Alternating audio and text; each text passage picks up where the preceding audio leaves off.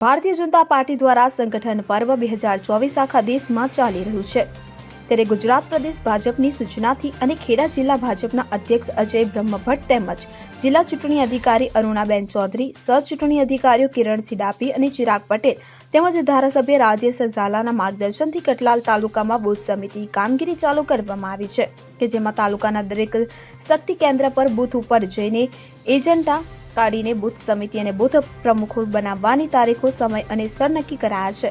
અનેક શક્તિ કેન્દ્ર પર જઈને જિલ્લા ભાજપના મહામંત્રી રાજેશ પટેલ, સહ ચૂંટણી અધિકારી કિરણસિંહ ડાભી, મંડળ સહયોગીઓ દલપતસિંહ ડાભી, સોહિલ મલિક તેમજ તેમની સાથે જિલ્લા પંચાયત પૂર્વ સદસ્ય જીતેન્દ્રસિંહ ચૌહાણ, પ્રવીણસિંહ રાઠોડ, તાલુકા પ્રમુખ પ્રવીણસિંહ પરમાર, અશોકસિંહ સોલંકી તેમજ અનેક બીજા શક્તિ કેન્દ્રના સહયોગીઓએ બૂથોમાં કામગીરી ચાલુ કરી હતી. Bureau report CN24 news. હવે જુઓ દેશ દુનિયાની તમામ ખબરો તમારી આંગળીના ટેરવે. ઉઠાવો મોબાઈલ અને Google Play Store પરથી ડાઉનલોડ કરો અમારી CN24 ન્યૂઝ મોબાઈલ એપ.